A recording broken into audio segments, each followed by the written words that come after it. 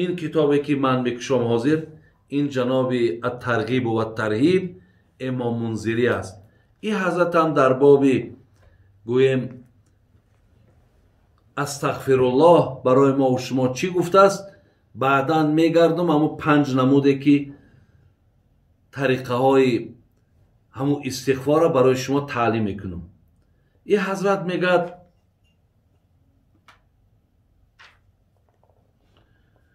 حضرت ابی سعید خدری راوی حدیث است، جناب امام حاکم اسنادش صحیح میگه، گفته است که پیامبر گرامی گفتند قال ابلیس، میگه میدونی شیطان چی گفت؟ و عزتک و جلالک، گفت ای الله با عزتت و جلالت قسم. شیطان قسم خورده با چی؟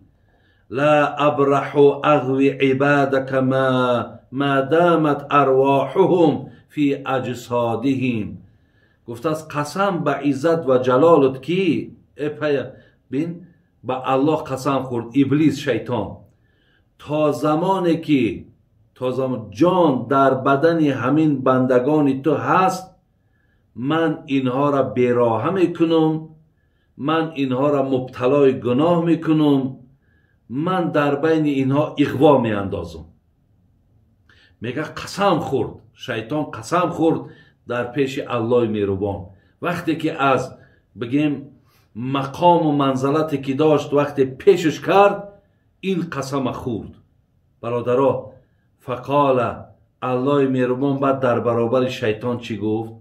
و عزتی و جلالی، قسم به بزرگیم، قسم به جلالم، لا ازال اغفر لهم مستغفرونی. برادر عزیز چی کریم گوش کنین، الله مهربانه، چی الله مهربانه، چی بندگان خوبه هستیم. گفت قسم به جلال عزتم که تا آن زمانی که بندگان من اگر به سوی من طلب مغفرت کنن، تمام آن کردگی هایی که تو در حقشان کردی، یعنی بدبخشان کردی، مبتلای گناهشان کردی، مادام به سوی من طلب مغفرت کنن، مهنتایت را، زحمتایت را همش از بین میبرم و بندگان ما مغفرت گناه میکنم. برادران عزیز، حدیث دیگری را جناب انس ابن مالک میارد، میگه الا ادلکم علی دائکم و دوائکم. میگه پیامبر گفت بگون تان که درد چیه و دواش چیه. گفتیم بله حضرت چی است؟ گفت الا این داءکم الذنوب. گفت بدانید که درد به سر شما این گناه است، و دواءکم الاستغفار، لیکن دوای همین درد پیامبر گفت این استغفاره، این طلب مغفرته. یعنی اگر گناه درد باشد، نامه اعمال سیاه میکردگی باشد، ما را پیش الله خجالت میگذاشتگی باشد، گفت دواش چیه؟ الاستغفار، طلب مغفرت کردن. برادرای عزیز و گرامی، یک انشاءالله حدیث دیگه خوانیم. اگر چندی در اینجا چندین صحیفه حدیث های بشمار پیامبر در این باب آمده است. پیامبر گفته است من احب ان تسره صحیفته فلیکثر فیها من الاستغفار. پیامبر گفته است کسی خواهد که روز قیامت نامه اعمالش بیند و داخل نامه اعمالش پر اجر و ثواب باشد و نامه اعمالش در همون روز خرسندش کند، استغفار از زیاد بگین، استغفار از زیاد بگین، بین استغفرالله را زیاد بگین.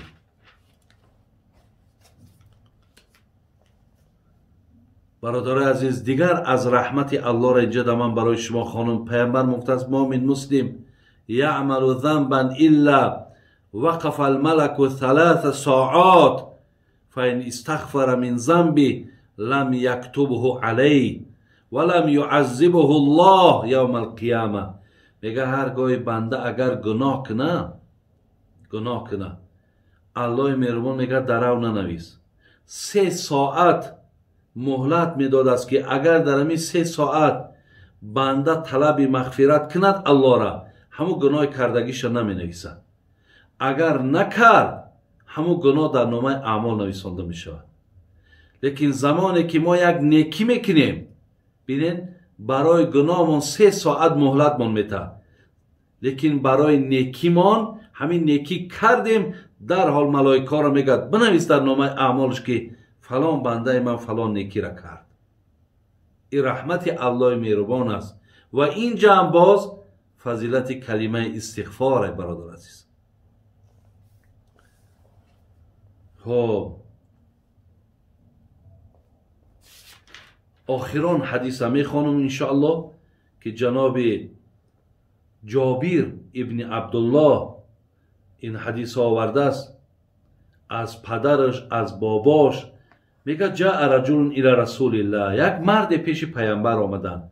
برادر عزیز بسیار یک عجیب یک واخوری بود. فقال وا ذنوبا.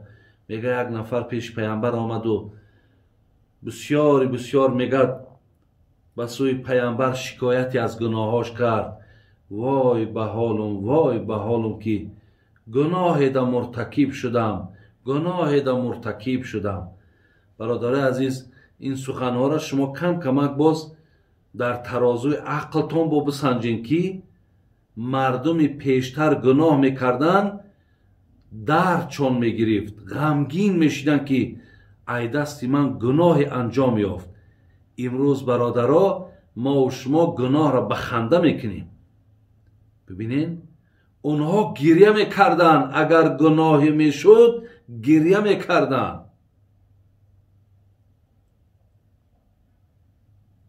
چگونه ای که در حال اصحاب پیغمبر خواندم که وقتی میگد در شترهاشون سوار میرفتن، به ناگاه یک شتر در زمین خواب میکرد.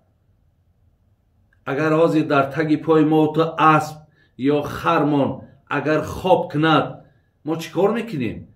ما میگیریم چوب و تیاق میزنیم تا زمانی که همون خر یا اسب ایجاش بلند شود. میگه وقتی که شتر در زمین خواب میکرد یا اسبش خواب میکرد یا خرش خواب میکرد، میگه در حال میگه دستاش میبرداشت و طرف الله مهربان طلب مغفرت میکرد. میگو خدایا چی بدبختیه، چی گناه ای دست من گذشته که این 4 پای من از من نافرمانی داره.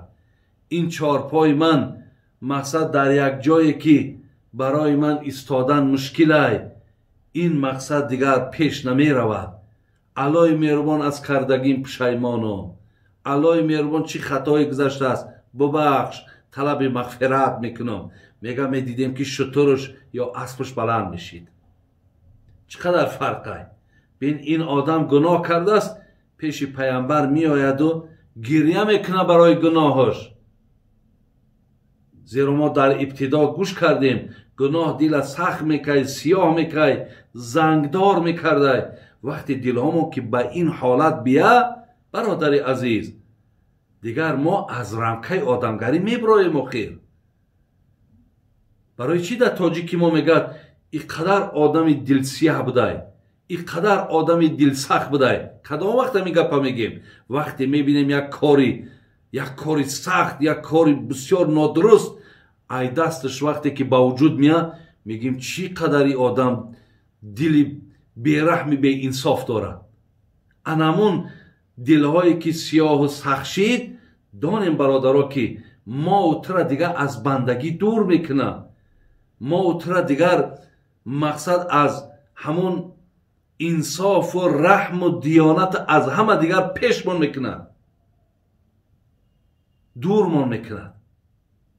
به این خاطر آمد میگه داد گفت، گریه کرد. حضرت گفت وای به حالم که گناهگارم، وای به حالم که مبتلای گناه شدم. حضرت گفتن که فقال هذا القول مرتين او ثلاثا. میگه این مرد 3 بار میگه گفت حضرت گناه کردم، گناه کردم، گناه کردم. چقدر می ترسیدن. یک قصه یادم آمد، میگه در زمانهای رسول اکرم صلی الله علیه و سلم یک مردی حبشی، یک مرد سیاه پوست پیش پیامبر نازنین آمد. گفت حضرت، من تا زمان اسلام آوردنم بسیار گناه های را انجام دادم، خیلی گناه ها کردم، چی زنا کردم، عرق نوشیدم، ظلم کردم، حق مردم خوردم، خلاص گناه های بسیار کردم. آیا امروز که اسلام آوردم، دین قبول کردم، الله گناه های مرا مغفرت میکند؟ رسول اکرم صلی الله علیه وسلم گفتن همین قبول دین تو، همین اسلام تو، هرچی پیشتر کرده بودی همش از صحیفه اعمالت نابود کرد. یعنی از برکت اسلام و دین تو مثل کودکی شدی که نو از مادر به دنیا آمدی. میگه این مرد سیاه‌پوش تبسم کرد، خرسند شد که از گناه خلاص شده است. پشت گردان میگه یک چند قدم رفت، بعد از اون میگه باگشت آمد. گفت ای پیامبر نازنین، همون گناهایی را که من کرده بودم همونها را الله من دید، خالق من دید؟ گفت تو نمیدانی که الله در قرآن میگه الم یعلم بان الله یرا؟ آیا مردم نمیدانند که من هر یک کردار اینها را، خواه شب باشد خواه روز، خواه خلوت باشد خواه آشکارا، من میبینم؟ الله گفت میبیند، همه کار گناه و ثواب ما را الله میبیند. وقتی میگه مرد ایرا شنید که الله گناه ها ما میبیند، میگه در رو بروی پیامبر یک آه کشید، یک آه جگر سوز را میگه آه گفت، میگه و همچنان میگه با همون رو میگه در پیش رسول اکرم افتی. برادر عزیز، صاحب کتاب میگه با عزت الله مهربان قسم که وقتی روش گرداندیم دیدیم که کیها جانش برآمده است. میگه پیامبر گرامی گفتن دانستین که جانش به چی سبب برآمد؟ گوی یکمش اجل رسید، دویمش از ترس آن که الله گناه های مرا دیده است. بینیم برادر عزیز، امروز هر کدام ما هم از این قصه ها پیش خودمان هم بیاریم. پیش از گناه کردن دانیم که الله مهربان شما را دیده است. یعنی هیچ امکان ندارد که الله ما را نبیند. و یک مرد میگه یک شاگرد چه بسیار در بین 100 شاگرد داشته است، لیکن یک شاگرد چه بسیار دوست می داشته، دائم و یک تعریف میکرده است. شاگردای دیگرش همین خیلی رشکشان می برده است، ناراحت میشیدن که مقصد ای چی دارد که استاد فقط همین را تعریف میکند، شاید که مقصد یگان کمک مالیش میکند. بعدا میگه یه روز گفت بچه ها، گفت همه تان گفت یک مرغی بیاره. هر کدامشون میگه یک مرغی آوردن.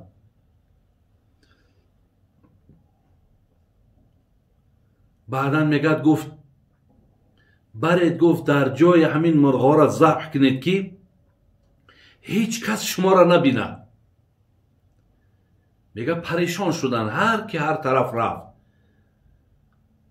ذبح کردن آوردن، مگر همین شاگردی را که همیشه وصفش میکرد، تعریفش میکرد، همین شاگرد میگه مرغ همون خیلی با زنده گرفت آورد. همه دیدن حیران شدن، گفتن چی نیفتی جایی که کسی نبیند؟ اینا ما ذبح کردیم مرغامونه. میگه طرفی استاد گفت حضرت، هر جا که گشتم، هر جا که در آمدم، هیچ مکانی را خالی از الله ندیدم. استادش میگه گشت طرف شاگرداش گفت آیا فهمیدین که برتری این شاگرد از شما در چی است؟ یعنی دیدین علم ایرا، دیدین حکمت ایرا، دیدین کرامات این مردکه. مقصد برادر عزیز هیچ جای از الله خالی نیست و خوش به حال اینها که از گناهاشون گریه میکردن، هر کاری وازبین و مشکلاتی که می آمدن از خودشان میدیدن و به طلب مغفرت مشغول میشیدن.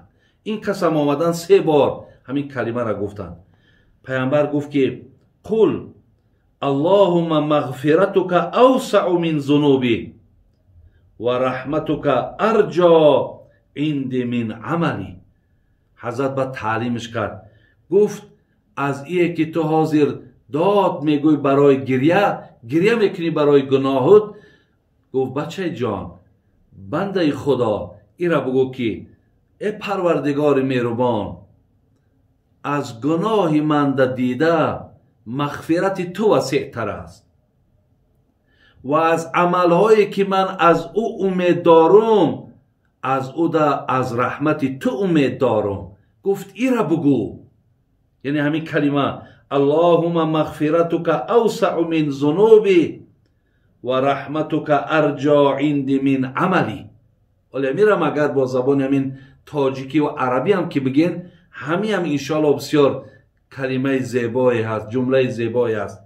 میگه فقالها، بعد میگه گفت، بعد از آن گفت عود، باید بار دیگه بگو. میگه با گفت، با گفتش با بگو، گفت با گفت با، یعنی 3 بار میگه همین را تکراری به تکرار همین را گفت الله مهربان از گناه من دیده مغفرت تو وسیع تر است و از اعمالهایی که من میکنم و امیدی به او دارم بر رحمت تو امیدوارترم. میگه 3 بار همین را وقتی گفت حبیب خدا گفتش قم فقط غفر الله لک. برادر عزیز میگه وقتی این سخن گفت بعدن حضرت گفتش خیز از جات، گفت برا گفته که الله مهربان گناهات مغفرت کرد. برادر عزیز بینین اینجا در یک چیز دیگر من از این کتاب برای شما میارم. این تفسیر قرآنه.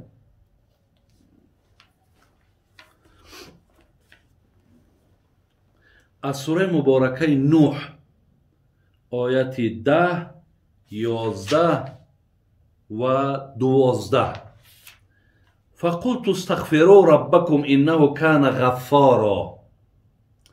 میگه حضرت نوح قومش گفت که طلب مغفرت کنید پروردگار را و هرگاهی که طلب مغفرت کنید الله مهربان گناهاتون میبخشه. بین بعد یرسل السماء علیکم مدرارا، بعد گفت که هرگاهی که شما طلب مغفرت کنید الله مهربان گفت در عوض همین استغفار بر شما گفت باران، یعنی رحمتش میریزد، باران الهی میریزد. برادر عزیز بارانش میریزد گفت، یعنی اگر ما هم امروز اگر قحطی بیاید، ببارشی بیاید، آیا اشکلان هایی که میکردن کو باید داشته باشین، مردم اشکلان میکردن، سطیل میبردن، تغاره میبردن، در میدان میزدن که باران شود، که اینا هم شرکیاتن.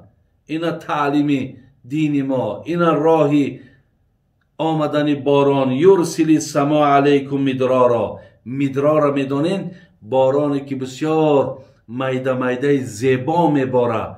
میگه در عوض طلب مغفرتان خداوند به شما این گونه باران میتید. ولی بین من در اینجا خواندم میگه 40 سال باران در قوم نوح نامد. بعدا برای آنه که باران بیاد حضرت نوح قومش گفت طلب مغفرت کنین. مقصد چی می شود؟ باران الله مهربان می بارد. و یمددکم باموال و بنین و یجعل لکم جنات و یجعل لکم انهارا. بعد گفت استغفار کنید. حضرت نوح گفت تا به شما مال و فرزند را پی در پی دهد و برای شما باغها و جویبارها را پدید بیارد. برادرای عزیز، یعنی در عوض حتی از آیت قرآن چی فهمیدیم؟ یکم، هرگاهی که شما طلب مغفرت کنید 40 ساله که باران آمده بود باران الله بر بالای شما می آید. در عوض این میدانید که در دوام همین 40 سال میگه یگان زن تولد نمیکرد. هیچ زنها مقصد تولد نکردن و خیلی بگیم مشکلات های مالی هم در مردم پیدا شد. حضرت نوح گفت که اگر طلب مغفرت کنین الله مالهاتون زیاد میکند، زنهاتون هم حتی زاینده میگرداند. حالا اینجا یک روایت آمده است، میگن مرد نزد حضرت حسن بصری آمد، از قحطی و تنگ دستی شکایت کرد. گفت بسیار مردم تنگ دست شده است و بسیار قحطی آمدگی است، نارسایی آمده است. حسن بصری گفت که از الله عزوجل آمرزش بخواه، طلب مغفرت کن. میگه یک نفر دیگه آمد از ناداری شکایت کرد، گفت طلب مغفرت کن. نفر دیگه میگه پیش آمد گفت فرزند نشیده است از ما، گفت طلب مغفرت کن. برادر، هر کسی که میآید از زراعتاشون، زراعت هامون مقصد نشیده است، میوه هامون نشیده است، همش طلب مغفرت کن، طلب مغفرت کن. بعد میگه وقتی که پرسیدنش حضرت هر نفری را به این توصیه دادی، همین آیت خوان فقلت استغفروا ربکم. بین همین آیت خوان که الله مهربان بین حضرت نوح چی گفت؟ گفت اگر شما طلب مغفرت کنین الله باران تان میتد، فرزند تان میتد، تنگ دستی ها را از شما چیکار میکند؟ دور میگرداند.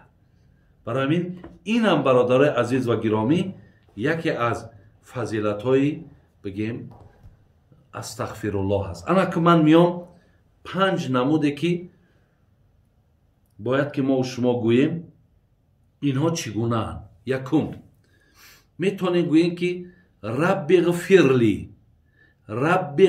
لی و توب علی انک انت التواب الرحیم.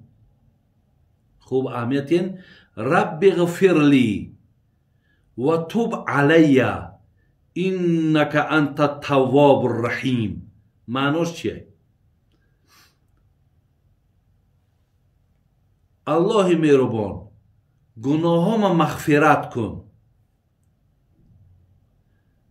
و من طلب مغفرت نزد تو کردم و تو بسیار بخشنده ای.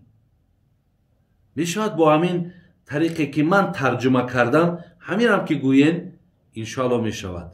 اگر با متن عربیش گوین چگونه که خواندم اینش.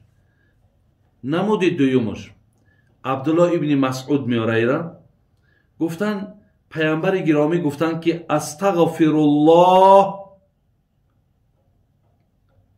الذي لا اله الا هو الحي القيوم و اتوب الیه.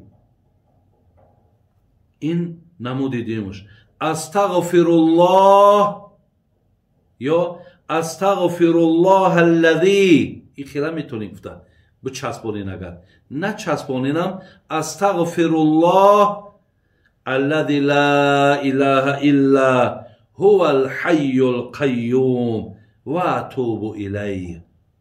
ببینید برادر عزیز، وقتی بگم این کلمه را حضرت گفتن بگین، بعد بشارت چی گفت؟